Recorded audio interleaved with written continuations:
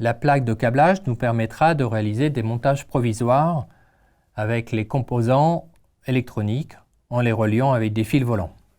La plaque de câblage est composée de deux lignes horizontales qu'on appelle lignes de masse en haut et en bas de la plaque. Chacune des broches de cette ligne sont reliées électriquement ensemble.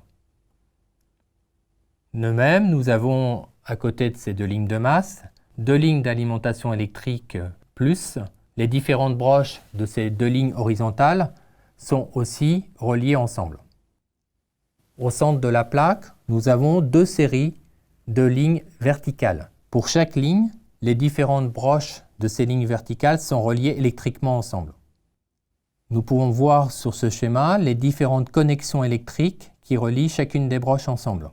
Pour illustrer le fonctionnement de cette plaque et l'usage que vous pouvez en faire, nous vous proposons de relier une LED électroluminescente et sa résistance à l'alimentation électrique de la plaque. Commençons par relier la ligne de masse à la broche GND de la carte Uno.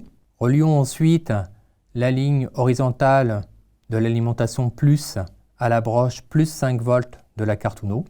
Positionnons ensuite une résistance horizontalement sur la plaque de câblage, de sorte à ce que chacune de ces pattes soit embrochée sur deux lignes verticales de la plaque de câblage.